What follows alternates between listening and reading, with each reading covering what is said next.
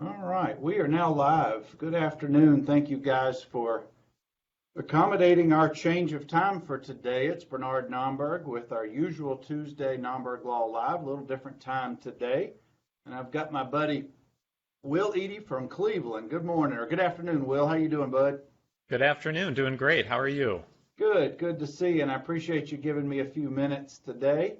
For those of you who don't know Will, I met Will a little over a year ago at a conference in St. Louis and have learned a lot of good stuff about Will, most of which we'll share in the next 20, 30 minutes.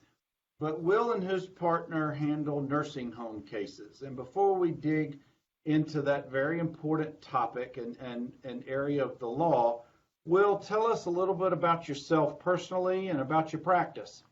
Sure. So I am in the Cleveland, Ohio area. Our practice spans throughout the state of Ohio. As of today, we sue nursing homes and assisted living facilities when family members are injured or unfortunately usually killed in a facility. I grew up here in Cleveland, in Shaker Heights, went to school down in New Orleans and worked in city government there, and that's where I met my now wife, Christine, who grew up in Texas, and somehow convinced her to move back up to Cleveland, and where we are raising our three daughters in the Detroit Shoreway neighborhood in Cleveland, enjoying the seasons as we experience them here and trying to get that work-life balance that we all work so hard for.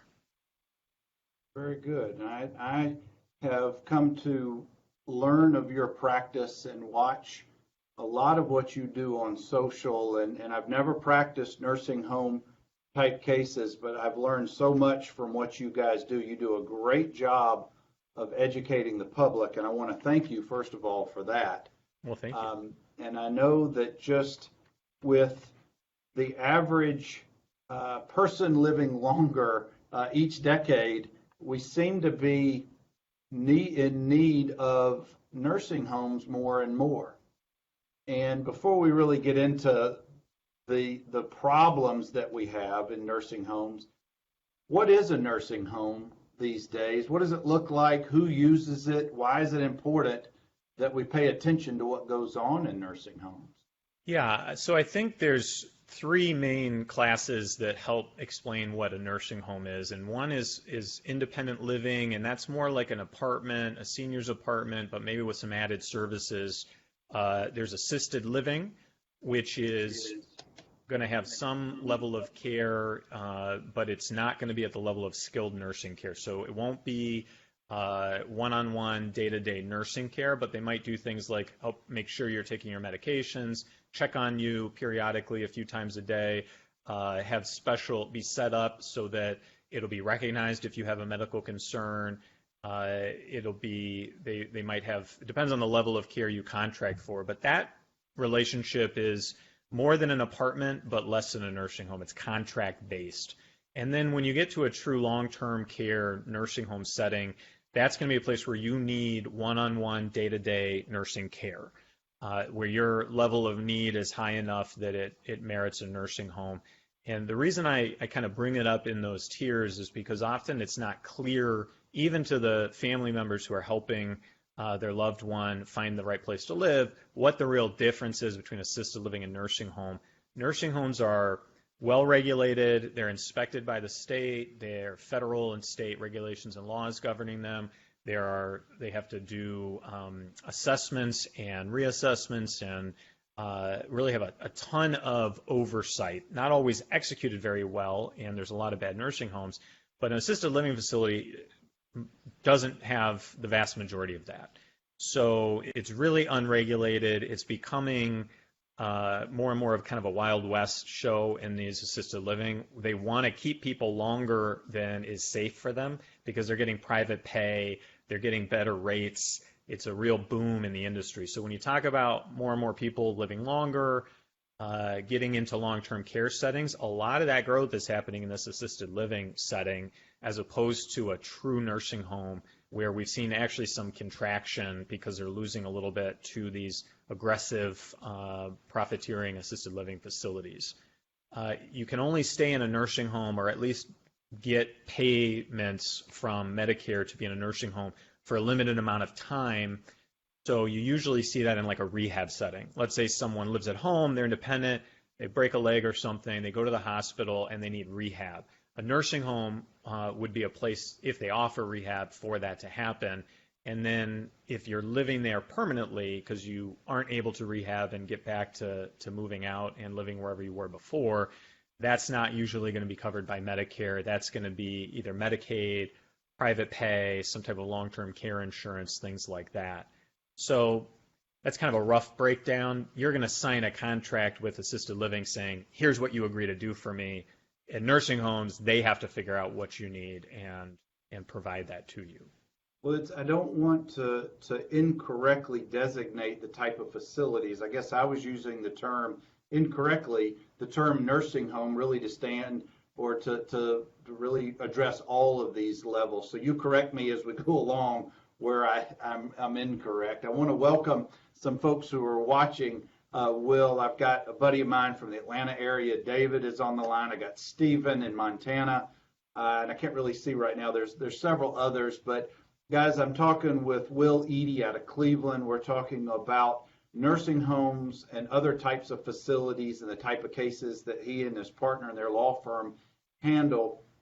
And Will, I want to talk about, kind of transition a little bit about, as a broad stroke, what are the most types of cases that come to your attention that are brought to you that may need your legal help? Yeah, so I think we get two main types of inquiries. One are ones we can help with, and the other is ones we can't really do very much other than provide information. So when family members recognize there's questions about care, timeliness of care, sufficiency of care, maybe some sickness or illness that doesn't make sense to them, that may or may not rise to the level that we can handle, but we try to give information and feedback, and that's some of, I think, what you're referring to there, Bernard, about those videos we put out, trying to help people not become clients. Right. The folks who call us where we can really handle them fall into a few main categories. There's going to be a fall, which leads to broken bone, head trauma, something like that, which can be devastating at any age, but particularly when we're older. There's going to be bed sores or skin breakdowns. Infections, that can be a local infection, say of a bed sore. It can be a systemic type infection. It's not quite medically correct, but you might hear sepsis or becoming septic, urinary tract infections, C. diff, those kinds of things. We're going to see neglect leading to dehydration or malnutrition, so significant weight loss, or become severely dehydrated, unresponsive, confused, sent to the hospital. We also see, as sad as this is, we see some sexual assault.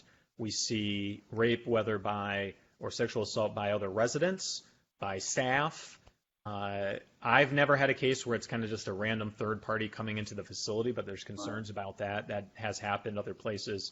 There's wandering off, or elopement is the technical term we'd use, where somebody, and this can be very common with dementia, they get it in their mind that they're going to work or they're going to see a family member or whatever's in their mind, and they leave the facility. And of course, if the facility knows about that, and they should know about people's behaviors and things like that, they should be working to prevent that. That can be hugely devastating injuries. And then a lot of these we see, it's really a combination. So you've got neglect that can lead to weight loss. Well, if you're not getting enough protein, if you're not being turned and repositioned, that's going to lead to a bed sore. If you have a skin breakdown, like a bed sore or pressure ulcer, that can lead to opportunities for infection, for urinary tract infections to spread, or C. diff to spread, and things like that. And then we have unexplained deaths altogether, and that's where a family calls and says, I was talking to mom on Thursday, she seemed fine, I got a call on Friday, and they said she's dying, and to come in right away. And in those cases, often the family just wants to know what really happened. And so that might require us to get the records and really try to figure it out. And then I'd say choking is one that really we've carved out as a separate class. of case because of the number of times we were seeing this, and that's where the facility knows there's only certain foods that are safe, or maybe the person needs to be assisted to stay safe while eating, and they give the person food they can't handle and then don't react appropriately if the person chokes. And then we see straight up abuse, physical, mental, and emotional abuse. We do not handle, this is a subcategory that I think people need to be aware of. We don't really handle financial exploitation and abuse because we're really looking at the institutional actors. We're looking at the facilities and their parent companies, and financial abuse is often by family or friends who kind of insinuate themselves, make themselves a power of attorney, or, you hear these stories, housekeepers who become the only beneficiary in a will right before someone passes. So there's a lot of financial exploitation of elders, whether they're, they can be living at home and be perfectly with it in 99% of what they do, but they've just been taken advantage of. And really, we don't handle that type of case. But all the other ones we see all too often, and all too often a combination of them. Well, it really didn't occur to me till you just went through. I counted 9 different types of cases here, and I know there's subcategories of each, but that just, for the uninformed, that's pretty remarkable. But Will, we've got questions rolling in, and I want to say hey to Shelley, a longtime friend in Texas. I'll take these in the order that they've come. Let's see. Asil asks, can you explain what's the difference is between Medicare and Medicaid for those who don't have health insurance? And I know we could get real deep in the woods in some of these questions, so maybe just broad stroke, because you really have got several here to field question-wise. So the main difference between Medicare and Medicaid is primarily a needs-based program, financial need-based program. It also is administered by the states. There's federal money coming in, but it is a state-administered program where the state decides who gets how much, and it's to pay for basic care when you don't have the independent assets to do that. Medicare, and I'm speaking broadly here, and there are going to be benefits lawyers who could probably pick apart some of this answer, and that's why we get experts like that in cases where it's required. Medicare is looking at acute needs by age-based. So once you get to a certain age and you qualify for Medicare, you paid into the system a certain amount, they're going to take over almost like an insurance company, a health insurance company. So Medicaid is more like a benefits program on needs-based. Sometimes it can also take over, depending on the state, if someone has cognitive limitations, so they can address that specifically. And Medicare is more a health insurance alternative when you reach a certain age to make sure, for example, that if you're hospitalized, Medicare, if you have any other insurance, will pay for that. If you need that nursing home rehabilitation, they'll pay for a certain number of days of that kind of program. And there are differences in terms of if you have a lawsuit or your family member's killed and the estate brings a lawsuit, in terms of how those two entities can try to claw back money that they've paid. So Medicare is always going to be forward-looking. Hey, we paid for this care in the hospital after the broken leg. You're suing the nursing home for the fall that led to the broken leg. Whatever we paid from that date of injury on, we're going to argue about and help the family argue about whether any of that needs to be repaid. Medicaid has some element of that, right? If you're on Medicaid, they might pay for some forward-looking care, court-related, but they're also, in many states, including Ohio, going to have laws that say we'll reach back. So if the estate suddenly has money, you shouldn't have money in your estate if you're on Medicaid. We want to take money out of the estate. So we spend more time than we'd like making sure that that doesn't negatively impact our ability to help the family get justice because they basically swoop in and we become bill collectors. If we let that happen, we become bill collectors for Medicare and Medicaid, and that's not really what we want to be in the business of doing. Thank you for that. Oh, by the way, let me give a shout out to anyone, either themselves or have parents they're helping or thinking about counseling. Don't wait. See an estate planning lawyer. do some research, interview some lawyers. That's not something we do, but I can't recommend enough. If you think, gee, if it has crossed your mind, do I need to not even look for a nursing home, but somewhere down the road, nursing home for me or mom or dad is in the cards, that probably means you've already hit the time where you should start talking to an estate lawyer who can help you plan, do Medicaid eligibility planning, and there's a 5-year look-back window. If I'm right about this legally, I'm not the expert, call a lawyer on that. There's a 5-year period where Medicaid can't look past that. So if you suddenly find that, oh, gee, we need to be looking at nursing homes, and 6 months ago, mom gave you the car and deeded over the house, Medicaid's going to look at that and say, well, wait a second, you do have assets. And that's why you want to get in touch with these lawyers and find someone you know, like, and trust who can say, hey, let's put the pieces in place now. Let's make a trust. Let's move the assets. Let's do all this stuff. And I hear time and time again about this 5-year window. It's not that it's too late if you're within the 5 years, still call somebody. But the earlier you can start that planning process, you can have a much smoother transition and not be caught saying, gee, how do we get Medicaid to pay for a nursing home? And when they're saying you got to get rid of the house and the car and all this stuff before they'll do it. And do not trust the nursing home to help you with that. Do not trust the nursing home to help you with that. I see time and again where mom needs nursing home, she's got assets. There's somebody who's basically an admissions person at the nursing home says, don't worry, we'll apply for Medicaid for you. Well, what they do invariably, and I've seen this, they'll sign over control of bank accounts to the nursing home. They'll start draining all the assets, and they'll delay Medicaid until they've sucked out all the assets because they get more money. They get their asking price, their retail price for that. So whatever you do, call a lawyer. Sounds like a huge conflict of interest. A huge one, and from what I can tell, it's legal for the most part. So you want to get some independent person, lawyer, estate planning, benefits coordinating lawyer to look at it. Guys, if you're just joining us, we're speaking with Will Eadie from Cleveland, Ohio, and Will is educating us about nursing homes, retirement facilities, the whole gamut, the whole umbrella, if you will, of facilities and how you can protect your loved ones.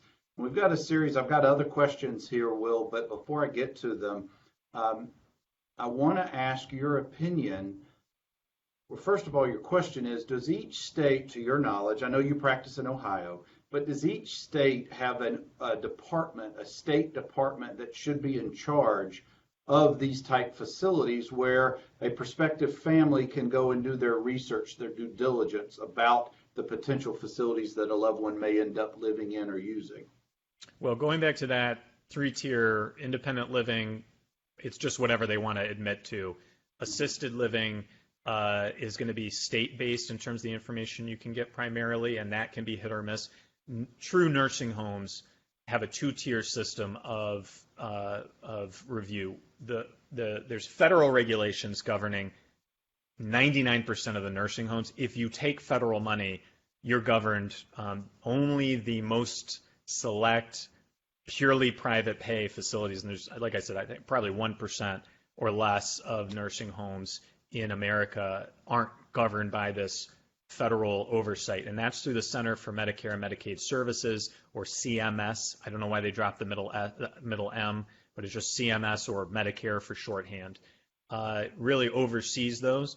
When it comes to the actual enforcement mechanism, that's almost primarily on a state-by-state basis. And so you see a real correlation between the amount of resources a state spends on enforcing the federal regulations and the quality of those nursing homes. And the less the state spends on that enforcement, the fewer fines they levy, the fewer inspections they do, the worse the care on average in that state. So I bring that up to say you got that 2-tiered approach, but the federal government has aggregated all of that for you. And you're going to want to go, I would recommend just Googling Nursing Home Compare. It's on Medicare.gov, but if you just Google Medicare Nursing Home Compare, you'll get the Medicare.gov link, and it gives you an opportunity to put in a location and start typing a name of a facility, or just search by location. I think it's a fantastic tool. Now, The nursing homes can fudge some of that data, so you can't trust it entirely. And even nursing homes that I think are well reviewed and well rated and deserve that rating can still have some, bless you, have some systems that lead to bad results for certain types of patients. But it's really the place to start. If you're looking at specific ones, you can one by one pull them up. You can literally compare them side by side, and they rate them on some really key metrics. One are quality measures. So, for example, how many people who come to the facility with no skin breakdown develop bed sores? How many people who aren't receiving certain types of medications, psychotropics and certain types of medications that can be used to over-medicate or keep residents docile? It's not always good for them. Go on to those types of medications. Now, that's self-reported data to some extent. People can lie. Nursing homes can, and I've seen it, where they do lie to the government about that, and I don't see that terribly well enforced. But by and large, that's a great metric to start with. They also give you the inspections. Now, that's the state who's going to be coming in. So if your state does a terrible job with inspections, you can't necessarily trust that, but they'll show you the last 3 years worth of inspections and let you read the actual reports. If you probably have to click through 2 or 3 links to get to the actual one, but then you'll be able to read it. I read those all the time. Now, I'm in Ohio, and the state government here, state legislature here has passed laws to make it hard to hold nursing homes accountable. And one of them is, believe it or not, I can't use those inspection reports, even when they're in my case or in other cases, to prove that the nursing home was doing this thing or knew about this concern. Gee, they over-medicated Our Lady, but they're going to come in and say, how could we possibly know? Well, here are inspection reports that say, 6 months before that, you were put on notice that you were over-medicating residents. Those kinds of things I don't get to use. That varies state by state. But it's worth taking the time to read those. And the third tier that I think is so important, health inspections as well, by the way, if they go in and find out they're not maintaining food safety, they're not, cleanliness, those kinds of things. And then the third one that I think is so important is staffing. And this is an area where nursing homes have fudged the data for years and years and years. I used to say if it's on a 5-star system, each of these factors, and then there's an overall, I used to say if you're a 1-star facility, it's not just that you're understaffed, you're too dumb to do the basic stuff that bad nursing homes do to get the 2nd star, the basic lies they tell. That is becoming less of a problem because the government has implemented a new system where they're actually using time tracking systems so that you don't just write down numbers and lie. Whatever your time tracking system, your punch in, punch out, it's sucking that data directly in. So you kind of playing with fire. If you fudge that data, boy, you might get a wage and hour claim against you by lawyers who specialize in those kinds of cases, or a lawsuit from your staff because you're underpaying them. On the other hand, if you don't get those staffing numbers up, you're going to have a bad rating. And I think staffing is at the root of at least 90% of the cases that we proceed with. In fact, if I don't think there are systemic failures like intentional understaffing leading to an outcome, I may look twice at the case as to whether it's one we can really prosecute because, mistakes happen.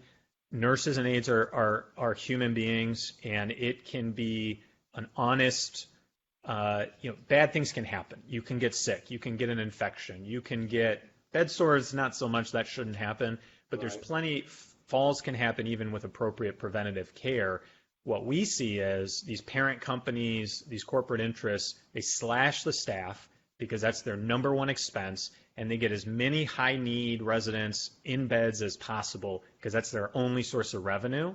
And you can just think that through. If you're cutting staff to save money and you're getting high-need people in, that's when problems happen. So making sure that a place is staffed well, or at least as well as you can for the places you look at, I think is so important. And then going in and verifying yourself, not just when they have you in at the perfect time and day of the week, but once you go into a facility, how does it look at night? How does it look on weekends? What's being dropped? What's being missed? When are there ghost town hours, as I like to say? Because It's Yeah. the rare nursing home that really is willing to spend the money, and they're making money on the back end. There's no question some of these companies, there's a reason hedge funds are investing in nursing home companies. It's because there's a lot of money to be made. Will, I want to welcome Nathan Johnson and a mutual friend of ours, Don McClure out of Houston. Don's watching us and gives you a shout out. I posted that Medicare.gov link that you referenced a minute ago. Here's a question from Natasha is, if I believe my loved ones are being neglected, what should I document? And I know that the family has to juggle the difference or the difference between we want what's best for our family member, but we really don't want to make enemies in the facility. See what I did there with juggling? With the facility. But at the same time, you're not going to leave your loved one in a crappy facility. So the question is, what should I do by best practices for family members to document and communicate with the administrators and the nurses and the people in the facility? That's a great question. And I'll add another problem families encounter is it's not easy to switch. And you might just end up in a place that's as bad or worse. Mm-hmm. So there's a lot of uncertainty families face. Totally understand that.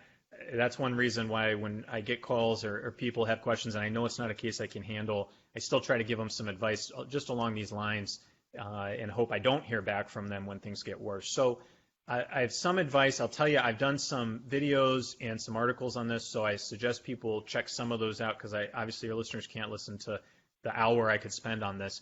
I think if I were to give you a bullet point list, number one is to document. So that everyone's got cameras on their phones now. Anytime there's a skin breakdown, anytime there's a change in condition, don't hesitate to take some photos, assuming you're the power of attorney or authorized person, representative who's authorized to do that, or if your loved one can consent, that they consent to that. I try to put things in writing. I would try to ask for what's called a care conference. A care conference, once you trigger that, it requires them to have the right people in the room, to have you in the room, to address your concerns, and to put a plan together to address whatever those concerns are. Care conferences, care planning is a really important way to do that. And I would suggest being very specific about on this date, on this time, and without getting in the weeds on it, the food, I came in and the food tray was there. No one was helping mom eat. It was cold. She requires assistance. You tell me, nursing home, how are you going to ensure, what do we need to change in the care plan to ensure that the aides know the level of care she needs, that they are feeding her every shift, that they're documenting it? You can ask to see records. Do you keep track of feeding and how much they eat? What did they say happened on that date? And that's another picture opportunity. If I came into the room and my mom had a food tray there and hadn't been fed and it was cold, I'd take a picture of that and say on this date and this time, so what are you guys going to do about that? I would stay involved in the care and care status, health status. So, for example, if there's problems with nutrition, hey guys, are you weighing her? How much does she weigh? When is the last time you weighed her? Can we weigh her more frequently? She seems to be losing weight to me. What can we do about that? Is there a nutritionist? I'd like a meeting with the nutritionist, those kinds of things. If there are falls, even if the first fall or second fall didn't involve injury, I want a care planning meeting. What are the fall risks? What do you think her risk of fall is? Is it high, medium, or low? What is that based on? Have you done a new fall assessment since the last fall? What interventions are you putting in place? And then being aware what the interventions are so you can look and see. Mom's supposed to have an easy release wheelchair seatbelt. Mom's supposed to have mats on the side of the bed. They're not there. Snap the picture, put something in writing to the administrator, an email or something. Don't just do what I think a lot of people do, and it's fair of them. It's a mistake, but I understand how they make it. They talk to a nurse or an aide. Hey, the mats aren't there. What can be done? And the nurse or aide either says, we'll get to it, which may or may not happen, or they go grab the mats and put them down, assuming they ever had the mats, and then everyone thinks that's okay. But it's not okay because somebody somewhere thought that mats weren't necessary. Somewhere somebody took them up and didn't put them back. And you should not assume that, hey, the mats weren't down is written down anywhere in the records. You shouldn't assume that anyone ever told the administrator or the director of nursing or the nursing supervisor. So I would bubble all those things up, keep track of them, keep a little diary, a little, $2.99 notepad from the drugstore where you write down the date, keep track of people's names, keep track of the care providers' names. There's so much turnover that by the time you call me, hey, this aide 6 months ago said this, well, what's their name? I don't know. They may not work there. They may not be documenting in the records. And then don't be afraid to be the squeaky wheel. I can't emphasize that enough. You don't want to be mean. You don't want to be alienating people. You don't want to be blaming people, but you got to hold them accountable. And the way I'd talk about this is there's probably not enough staff. There's probably not enough of people available to care for everybody. The people whom they know will notice if they don't do something are going to be the ones that they flag to make sure they do it because they don't want to hear about it either. So if mom's not changed and she's soiled and it's dried on, as distasteful and difficult as it can be, photo, document, put something in writing, ask for a care conference because you can complain time and again. What about video? Is video permitted, or what do you think about documenting also that way? So here's number one, check your state laws. Believe it or not, check laws about wiretapping is how they're going to talk about it, and privacy rights and recording conversations. A couple big ones you're never going to want to do. Don't take photos and videos of other residents. If it's, hey, get the gals together who are playing cards and they all want to pose for photos, that's not what I'm talking about. I'm talking about actual care. So this is particularly important if you're in a dining room setting. Well, there might be someone getting assistance eating or medical attention. Try to keep them out of the background if you're going to take photos or videos. There might be a roommate, and so you're going to want to avoid that. Number two, get consent or be the person who can give consent. Mm-hmm. So that means being the power of attorney. Some nursing homes will say sponsor of the resident. The federal government has different terms. Be the person who would be able to say yes or no to photos and videos so that you can just decide. That's particularly important. Mom or dad might go in a nursing home when they're still very lucid, but they need physical assistance, they need medical attention. That can change over time. So don't wait. Get the power of attorney early on. Get the will in place early on so that you're the one who has that authority. And if mom or dad does have the capacity to consent, another lawyer, I can't remember off the top of my head who gave me this tip, said get the consent from them, but put that on the video. So take the video, say, I'm here with mom, and I want to take some videos. And mom, I want to ask you on video, is it okay from now and throughout the rest of your stay here, even if you're medically disabled, even if you're not conscious, are you comfortable with me taking photos and videos of the care you receive so that I can help make sure that you get good care? And if they say yes on video, that's great. And I would be very careful with anything hidden. And that's where the wiretapping comes in because different laws have different rules about consent. I think it is, so for example, different states will have different rules, maybe not even on the books. So it may be something that you can't find a hard answer on about, can I put a granny cam in? Well, my argument would be this is mom's home. If mom's okay with being video recorded, just because, Nurse Jane or Nurse Steve is at work and part of their work means coming into my mom's home, they should have no expectation of privacy in that setting. You just want to be careful because I would give that advice in Ohio. I would want to check in other states and maybe run it by somebody. And there's some advocate groups for elderly who work on this. I think it's something we should have as a national standard that if you're in a nursing home, you can surreptitiously record if you're the power of attorney, because you see these in the news all the time where you would never know that dad was getting thrown down or abused or food stuffed in his face. They don't write that down in the records. And when dad chokes, they don't say I was stuffing a sandwich in his face, So that would be my big picture advice. But photos and videos can be so important. especially if there's a concern about altered records, lack of documentation. All of a sudden there's a stage 3 bed sore. Well, guess what? That was there the week before. So getting those photographs of what's going on, you can't trust that they're documenting in the records. You can ask to see the records, and you have the legal right to if you're the advocate for the patient. I have very rarely seen families get complete sets of records.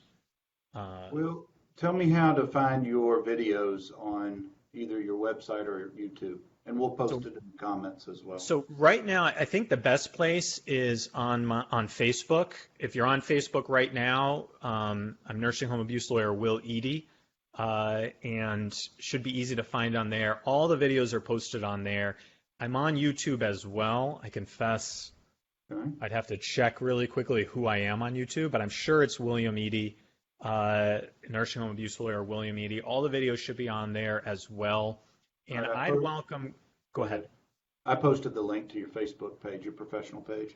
Thanks so much. And I welcome, guys, if you have questions, you'd like me to cover any of those videos, more than happy to do it. My goal in those videos, I mean, it's not how do you call me when you're hurt, right? If you're going to find a nursing home lawyer, you'll find me other ways. You'll find me asking for other lawyers for advice. You'll find me on the internet if you Google it. I'm really trying to help people who are at some stage before that avoid that need. How do I make sure, if we're losing weight, that we get that weight back up? Now, I'm not a nutritionist. I'm not a dietitian. I'm not a nurse. I'm not a doctor. I say that at the beginning of the videos. But I can help you, and other people can as well. So educating yourself is so important. Know what to ask. Know who to talk to, so that hopefully you stay healthy. And that's the hashtag I use for that is healthy in a nursing home. All one word, healthy in a nursing home. And that's the idea. I've got job security. Almost 10,000 nursing homes in Ohio. A lot of them aren't very good, and a lot of them hurt people. So I'm not going to run out of cases just because some people do a great job helping prevent injuries. I hope that everyone who sees any of that can hopefully take something away or teach me something. Leave me a comment. All right, I got another comment for you. This is from David Hudson. My parents have long-term care insurance. Do we still need to contact a lawyer if we're looking to put my dad in a memory care facility? He's 81 and has dementia. Okay, so a couple things. Number one, figure out if this memory care facility is assisted living or nursing home. Assisted living facilities, the main thing to worry about with them is that they want to be nursing homes and get paid like nursing homes, but not have any of the rules and regulations. So look them up. If you can't find them, one way to do that is if you can't find them on Nursing Home Compare, they're a assisted living. In Ohio, and this may be true in other states, the term of art is residential care facility, which includes assisted living and group homes, which is a whole different topic. But they will bill themselves as assisted living. Google, if you're whatever state you're in, Ohio assisted living records, things like that. Look up inspections. Hopefully your state is publishing that. Some of that is published in Ohio. And you can look at the paperwork you were asked to execute or ask for the paperwork in advance of going to the facility. And that should delineate that as well. Why do I bring that up? The one thing to be aware of is a bad assisted living facility is not going to tell you when mom needs a nursing home. They're just not, because that just means they're losing the revenue. Number two, I would always suggest talking to an estate planning, Medicaid eligibility, and coverage type attorney. Worst case scenario, you have a consult and they say, you know what, you did everything right. Best case scenario, they say, wow, that long-term care insurance you have, here's some things you need to know about it. Here's what it won't cover. Here's what, if she's hospitalized, if mom or dad's hospitalized, here's where you're going to go out of pocket. They can look at the assets and say, this will work great right now, but if and when, and we all decline over time, right? We're all headed to the same place. If and when mom declines, here are the assets that are going to be at issue. If we start this process now, you'll be in much better shape then. They can firm up power of attorney to make sure that it covers everything. They can help make sure you have financial control of things. They can help make sure the nursing home doesn't take financial control of things. And I see that so many times. Daughter or son has been helping with finances, is the financial power of attorney, thinks they're handling everything as themselves, and in a stack of paperwork, you sign over the right for that person to take over the assets and start liquidating bank accounts. So highly recommend talking to a lawyer. You can look for ones who offer free consults or low-cost consults. My understanding, and this is my understanding in 2019 in Ohio, is you're going to spend a few grand for a good plan, and some of these platinum grade folks who are certified elder law attorneys, which is pretty rare and pretty difficult to get, might charge $5,000 or $10,000 for a full plan. If you have the resources to do that, I think it's well worth it. And some of those really white glove concierge folks, they'll help you find a nursing home. They'll have social workers on staff. I have a lawyer I work with. If you're in the Cleveland area, or actually probably they handle stuff throughout Ohio. Dan Sink is one who does this kind of stuff, and Dave Banis, Hickman and Lauder, and Janet Lauder at Hickman and Lauder. They do these high-level services where they'll actually help coordinate in care conferences and have a social worker at a care conference with you, which is so powerful. And they also do, will do an eval and do smaller level stuff. But I can't recommend it enough. And read that insurance contract, even though it's going to be 500 pages of gobbledygook. Find out what the actual requirements are, because the only people I would trust less than a nursing home with your money is an insurance company. Guys, for those of you who are watching us live or just tuned in, or you may catch us later on, I'm talking with Will Eadie out of Cleveland. Will and his firm handle nursing home abuse and similar type facilities. Whenever a loved one is part of a facility and something has gone wrong, Will can step in and advise and help, and a lot of times represent. Will, if you will, what's the contact information for your firm? And again, we'll put that in the comments section. Yeah, best place is our website, eadiehill.com. That's EADIE. That's my last name. Hill is my partner Michael Hill's last name. eadiehill.com. There's a lot of resources on there about all of those topics of potential types of cases and injuries are broken down. We've got 5,000 or more words on each one with resources. It's a great place to fill out that contact form if you think you have a case.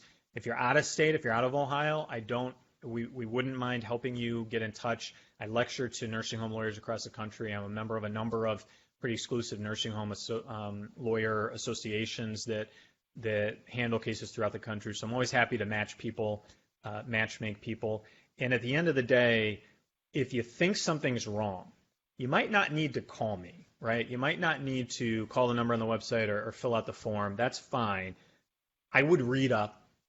Don't assume the nursing home is telling you the truth. One thing I'm seeing with the largest providers now is they're actually affirmatively putting out false information, like little booklets to people that say things like, bed sores are a part of aging. Well, that's a lie. Bed sores aren't a part of aging if you're getting adequate care, or falls aren't preventable. Well, some falls aren't preventable, but most are. And they're trying to kind of inoculate or excuse bad behavior and convince families that, well, that's just part of end of life. If you think there's a problem, if you think there's not adequate care, my website is one place to get a whole lot of medical-ish information. Again, I'm not a doctor, about specific conditions that should be a red flag. But then ask for that care conference, do your own research, ask to see records, ask who the doctors are, ask to talk to the doctor or the nurse practitioner, be an advocate. And I think that sometimes it's generational, sometimes it's just personality. Some of us don't want to do that. We trust the nursing home like they're a doctor, and I just think that's understandable, but it's a mistake. I guess I'd say trust but verify. Trust but check stuff out. Because even if it's not, I handle mostly death cases and really severe injuries that if it didn't cause the death would have. So there's a whole gray area before that where there's an opportunity for intervention. Oh, there's a stage 2, even a stage 3 bed sore. Let's get good care. Let's get a wound specialist in. Let me ask the person who's supposedly the wound nurse, do you have any training in wound care? All too often, I end up asking them that at deposition. They say, no. Why are you the wound nurse? Because they told me to be the wound nurse one day.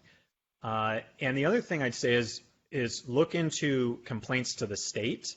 If you've exhausted care conferences, if things aren't changing, if you feel like you've done everything you can do, check out the appropriate entity in Ohio. It's the Department of Health and Human Services, and there's on our website there's a way we have the most up-to-date complaint to the state. My only advice, if you complain to the state, be very specific. This goes back to those photos and notes. Really give them the big ticket stuff. Not, gee, the food was cold one day, but otherwise they fed her. They're looking for something they can cite a nursing home for. So give them the big, clear, gave the wrong medicine, didn't give the medicine that was ordered, 3 falls on these dates, didn't implement the interventions, didn't have 2 people assisting when there was an order in place. And that can be a real, the states are going to come in and really rattle the place. And I would say, as between, Bernard, your question about, you don't want to piss people off so you get bad care. On the other hand, you want to require care. At least from what my experience, and people have to judge this for themselves, it's so hard to move somebody, and it's so uncertain if you'll get a better place. I think your better bet is to push to get the good care, unless you think the place is irredeemable. And if you need to find a new place, don't trust the nursing home to tell you if you can find a new place. Don't necessarily trust the hospital coordinators, who I suspect in some cases are getting kickbacks. Not every case, I'm sure.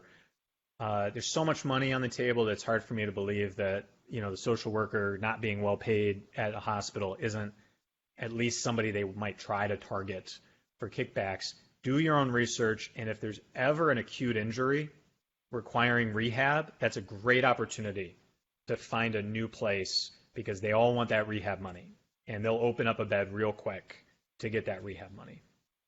Will, I can't thank you enough. There's so much information here. I know we could talk for hours, but I think that you have just done a fantastic job giving us a broad stroke of things that family members need to be on the lookout and do and be proactive for their loved ones before entering a contract and allowing the loved ones to live in these facilities. Guys, this is going to conclude our interview and discussion for today. Will, just some solid information, and I really appreciate it, bud. Thanks. And can I give one plug, and I apologize for forgetting to do this before you're wrapping up. Check for advocacy or consumer or family support groups in your state. Depends on the state. You're not in this alone. Tons of other people have gone through this. Tons of other people have wrestled with it. You're not alone. There's other families who've been through things, even before you pick the nursing home, who want to help you. And I'll give a plug for one that had just started up in Ohio. It's called Elderly Advocates. I think it's elderlyadvocates.org, but they have a great Facebook group as well. They're focused on Ohio, but I think they've picked up a lot of members who are outside Ohio in states that don't have that type of support. Get out there, ask those questions, and get some feedback and advice from other folks who've been through it. And if you don't find it, do what the folks who started Elderly Advocates did and start one, because they actually, one of the main people there was somebody I interacted with from a legal perspective, and I'm so proud of her for getting that going, so that frankly I have somewhere to refer people to get ongoing advice when it doesn't rise to the level of a lawsuit. So thank you, Bernard, so much for having me and being interested even in this topic. Please share the following with Michael, your partner, who is a Michigan grad. Tell him I said anchor down. I hope he's watching, or will watch later on. But guys, this will conclude our discussion for today. As we do each Tuesday, NOMBERG Law Live, we try to bring to you different topics, interesting people, and certainly Will was more than fits the bill for all of this. So thank you, guys. Hope you guys have a great rest of your week, a safe July 4th that's coming up, and we'll catch you again next week. Take care. Thanks, guys.